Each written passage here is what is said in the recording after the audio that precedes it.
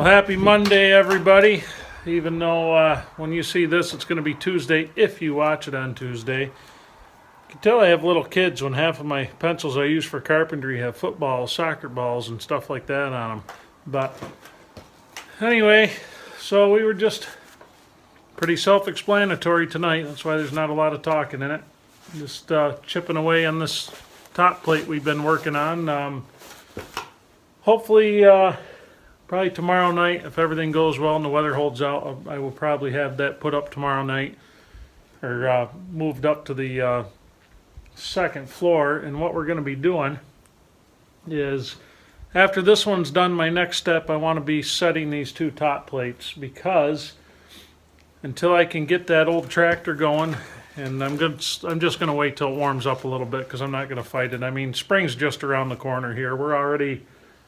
We're in the mid-February now, probably towards the end of March. The weather really starts turning around. March is always a crapshoot. It could be 50 degrees one day and 10 below the next. So, and of course, February's been kind of turning out like that as well. But we do have a lot of sunshine in the forecast, so should be fun. I'm really hoping this weekend to set these top plates, because what I want to work on after that, until I can get these other two logs on the mill to mill the last couple top plates. I know, so far behind on this whole project all the damn time, but that's okay.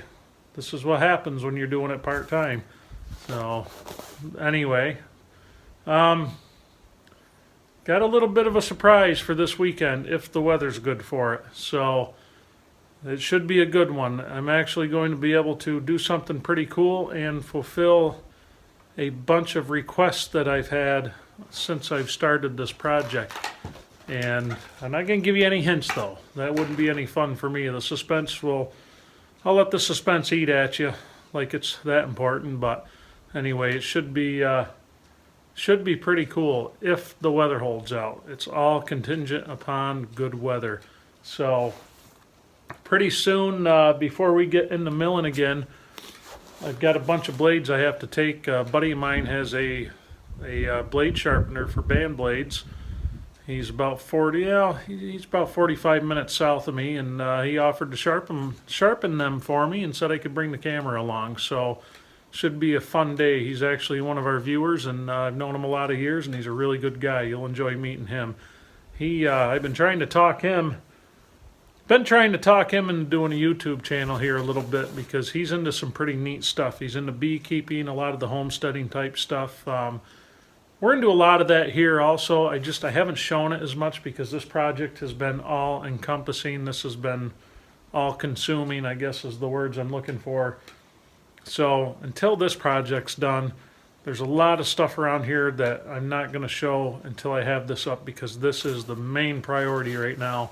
I figure this to be the last season I have before things start going south on me. And if I don't get this thing closed up this spring and we have another wet year, it's not going to be good for this frame. This has been open, this frame has been exposed since November of 2016 was when I started standing it, and then winter stopped me dead in my tracks. Winter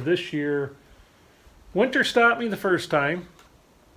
Waiting for materials, I think I've told you before, I had about an 18-month wait altogether. If I actually sat and figured it out, that I actually waited for materials. So that wasn't really cool, but it's the way it goes, you know what I mean? We've talked about it before here.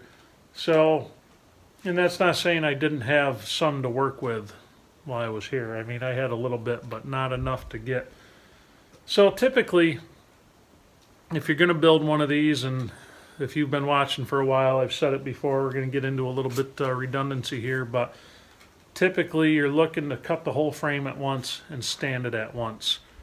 That's what's nice about it. Like I've said before, the only problem I had doing that here is I'm building this out of green timbers. So I've been putting it up as I get it, because I didn't have a shop space where I could cut the timbers and store them out of the weather. I wanted to get them standing because I figured that would be better for them. Then they could dry rack whatever they're going to do all together, each bent.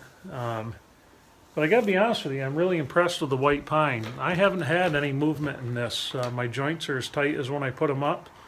And it's funny, you can really tell the difference between the quality in the first bent and the last bent, I'll tell you that. But so the joints are still good and tight. Everything's still good and solid. When we did that repair back there, I was quite impressed with how solid everything still is. There's no rot or any of that in this frame. But if it goes another season or two, there will be. I've had some people tell me they've had one open for 4 or 5 years without any issues. I'm not looking to do that. I am kind of getting anxious to be able to use this building for its intended use now that we've been putzing around on it. You know, it's funny. You don't see a lot of huge jumps in progress because I work on it. Like tonight, I didn't get out here till 7 o'clock. It's just after 9 o'clock now. So when you're talking in terms of that during the night, boy, it makes it tough to make progress. But you chip away. Before you know it, it's standing there. We had a really good fall on this frame. I mean, this fall was awesome. We got a lot done this year in the fall. So, and if you haven't checked any of those out, go back a ways. There's, I think this will be number 114 for the timber framing videos. So we've definitely been at it for a bit.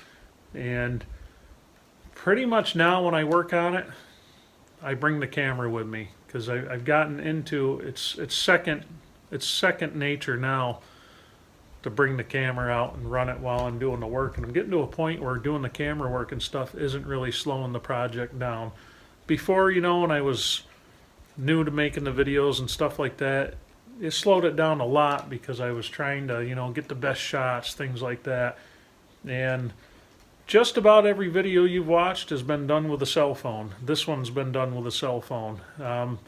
Eventually we'll get into some better equipment for making videos, especially when we're inside. That's going to make a huge difference when we can start doing our videos inside. But you're going to enjoy what I have in store for the weekend. That is going to be a lot of fun. So hopefully the weather works out. If it doesn't work out, my name is Mud with you folks. So anyway, I've also had a couple requests for another Q&A video. We haven't done one in quite a while. If that's something you're interested in, leave your questions in the comments below on this video. I've got one from our buddy Dillable Tools Consumables. He's had a question that somehow I've missed in the last couple of them, so we're going to answer that one for him. So leave your questions down there. Whatever you have, go ahead and leave it, and I'll do the best I can to answer them. And if I don't have an answer for you, I can point you in the right direction to where you can find the answers you're looking for. So anyway, thank you for watching, and I will catch you on the next one.